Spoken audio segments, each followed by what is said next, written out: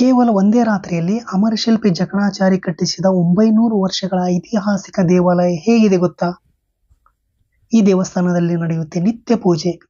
ಈ ದೇಗುಲದ ಸ್ಪೆಷಾಲಿಟಿ ಏನಂತ ನೋಡೋಣ ಬರ್ರಿ. ಈ ದೇವಸ್ಥಾನ ಇರೋದು ಹುಬ್ಬಳ್ಳಿಯ ಉಣಕಲ್ನಲ್ಲಿ. ಅತ್ಯದ್ಭುತವಾಗಿ ಕಂಗೊಳಿಸುತ್ತೆ ಚಂದ್ರಮೌಳೇಶ್ವರ ದೇಗುಲ. ಅಂದಂಗೆ ಚಂದ್ರಮೌಳೇಶ್ವರ ಅನ್ನೋದು ಶಿವನ ಮತ್ತೊಂದು ಹೆಸರು.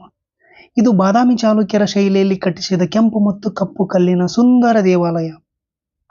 ಕೆಲವು ಇತಿಹಾಸಕಾರರ ಪ್ರಕಾರ 11ನೇ ಶತಮಾನ, ಇನ್ನು ಕೆಲವು ಇತಿಹಾಸಕಾರರ ಪ್ರಕಾರ 12ನೇ ಶತಮಾನದಲ್ಲಿ ಈ ದೇವಸ್ಥಾನ ನಿರ್ಮಾಣ ಆಗಿದೆ ಅಂತ ಹೇಳ್ತಾರೆ.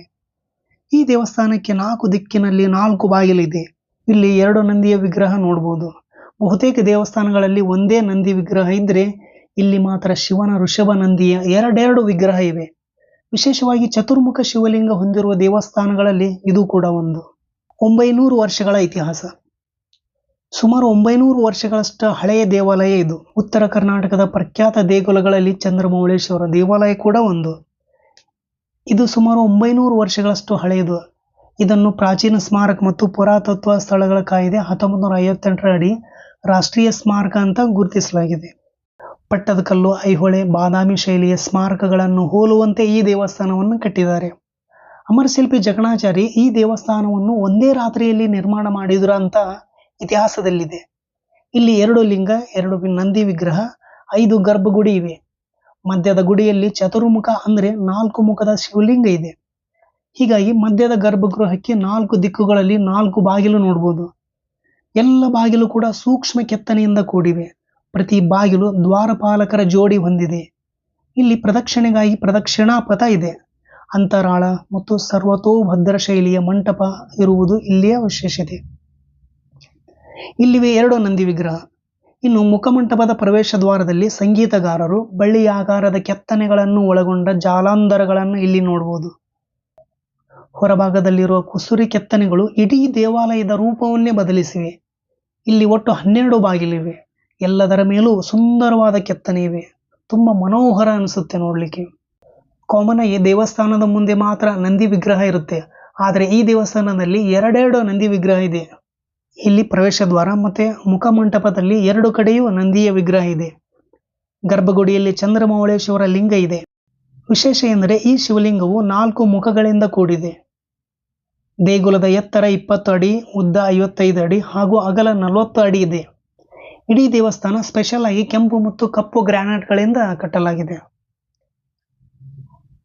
ಯುಗಾದಿ ಹಬ್ಬದಲ್ಲಿ ಈ ದೇವಸ್ಥಾನದಲ್ಲಿ ವೈಭವದ ಪೂಜೆ ನಡೆಯುತ್ತೆ. ಶಿವರಾತ್ರಿಯಂದು ಮುಂಜಾನೆ ಸೂರ್ಯನ ರಶ್ಮಿಗಳು ಶಿವಲಿಂಗವನ್ನು ಸ್ಪರ್ಶಿಸುವುದನ್ನು ನೋಡೋಕೆ ಅಸಂಖ್ಯಾತ ಭಕ್ತರ ದಂಡೆ ಹರಿದು ಬರುತ್ತೆ. ಆ ಟೈಮಲ್ಲಿ ಚಂದ್ರಮೌಳೇಶ್ವರನ ದರ್ಶನ ಪಡೆದರೆ ಇಷ್ಟಾರ್ಥ ಈಡೇರ್ತವೆ ಅನ್ನೋದು ಭಕ್ತರ ನಂಬಿಕೆ. ಇತಿಹಾಸಕಾರ ಹೆನ್ರಿ ಕೌಸೆನ್ಸ್ ಹೀಗೆ ಹೇಳ್ತಾರೆ, ತುಂಬಾನೇ ಆಕರ್ಷಣೀಯವಾಗಿದ್ದ ದೇವಸ್ಥಾನ 13ನೇ ಶತಮಾನದ ನಂತರ ನಾಶ ಆಯಿತು. ಬಳಿಕ ಈ ಟೆಂಪಲ್ ಹಲವಾರು ವರ್ಷ ಬಳಕೆಯಲ್ಲಿ ಇರಲಿಲ್ಲ. ಕೊನೆಗೆ ಈ ದೇಗುಲವನ್ನ ಲಿಂಗಾಯತರು ಸ್ವಾಧೀನಪಡಿಸಿಕೊಂಡ್ರು. ಬಳಿಕ ಲಿಂಗವನ್ನ ಸ್ವಲ್ಪ ಮಟ್ಟಿಗೆ ಸ್ಥಳಾಂತರಿಸಿದರು ಅಂತ ಉಲ್ಲೇಖ ಇದೆ. ಹಿಂದೂ ದಂತಕಥೆಗಳ ನಕ್ಷತ್ರಪುಂಜ. ದೇವಾಲಯದ ಹೊರಗೋಡೆಗಳು ಪಿಲಾಸ್ಟರ್ಗಳಿಂದ ರಚಿಸಲಾದ ಗೂಡುಗಳನ್ನು ಹೊಂದಿದೆ. ಇಲ್ಲಿ ದೇವತೆಗಳು ಮತ್ತು ಹಿಂದೂ ದಂತಕಥೆಗಳ ನಕ್ಷತ್ರಪುಂಜವನ್ನ ಚಿತ್ರಿಸಲಾಗಿದೆ. ಬ್ರಹ್ಮ, ವಿಷ್ಣುವಿನ ಅವತಾರಗಳು ಮತ್ತು ಶಿವನ ವಿವಿಧ ರೂಪಗಳನ್ನು ಇಲ್ಲಿ ಕಾಣಬಹುದು. ಪ್ರವಾಸಿಗರ ಹಾಟ್ಸ್ಪಾಟ್. ಈ ದೇವಸ್ಥಾನ ಈಗ ಪ್ರವಾಸಿಗರ ಫೇವರಿಟ್ ಹಾಟ್ ಸ್ಪಾಟ್ ಆಗಿ ಬದಲಾಗಿದೆ. Bollywood star actor Saif Ali Khan ಮತ್ತೆ ಅವರ ಮಗಳು ಸಾರಾ ಅಲಿ ಖಾನ್ ಸೇರಿದಂತೆ ಸಾಕಷ್ಟು ಸೆಲೆಬ್ರಿಟಿಗಳು ವಿಸಿಟ್ ಕೊಟ್ಟಿದ್ದಾರೆ. ಲೊಕೇಶನ್. ಹಾಗಾದರೆ ನೀವು ಕೂಡ ಈ ದೇವಸ್ಥಾನಕ್ಕೆ ವಿಸಿಟ್ ಮಾಡಬೇಕಂದ್ರೆ ಲೊಕೇಶನ್ ಹೀಗಿದೆ. ರಸ್ತೆಯಲ್ಲಿ ಬರೋದಾದರೆ ಹುಬ್ಬಳ್ಳಿಯಿಂದ ಪುಣೆಗೆ ಹೋಗುವ ರಾಷ್ಟ್ರೀಯ ಹೆದ್ದಾರಿಯಲ್ಲಿ ಅಂದ್ರೆ NH 67ರಲ್ಲಿ ಸುಲಭವಾಗಿ ರೀಚ್ ಆಗಬಹುದು. ಇದು ಹುಬ್ಬಳ್ಳಿ ಬಸ್ ಸ್ಟ್ಯಾಂಡ್ನಿಂದ ಕೇವಲ 4 ಕಿಲೋಮೀಟರ್ ದೂರದಲ್ಲಿದೆ. ದೇವಸ್ಥಾನವು ಉಣಕಲ್ ಕೆರೆಯ ಪೂರ್ವದಲ್ಲಿದೆ. ವಿಮಾನದಲ್ಲಿ ಕೂಡ ಬರಬಹುದು. ಹುಬ್ಬಳ್ಳಿ ಇಂಟರ್ನ್ಯಾಷನಲ್ ಏರ್ಪೋರ್ಟ್ನಿಂದ ಕೇವಲ ಈ ದೇವಸ್ಥಾನ 10 ಕಿಲೋಮೀಟರ್ ದೂರದಲ್ಲಿದೆ. ಜೊತೆಗೆ ರೈಲಿನ ವ್ಯವಸ್ಥೆ ಕೂಡ ಇದೆ. ಹುಬ್ಬಳ್ಳಿ ಮಾರ್ಗವಾಗಿ ಪ್ರತಿದಿನ 200ಕ್ಕೂ ಅಧಿಕ ರೈಲುಗಳು ಓಡಾಡ್ತವೆ. ಡಿಸ್ಕ್ರಿಪ್ಷನ್ನಲ್ಲಿ ಗೂಗಲ್ ಮ್ಯಾಪ್ನ ಲೊಕೇಶನ್ ಕೊಟ್ಟಿರ್ತೇವೆ. ಇಂಟ್ರೆಸ್ಟ್ ಇದ್ದವರು ವಿಸಿಟ್ ಮಾಡಬಹುದು.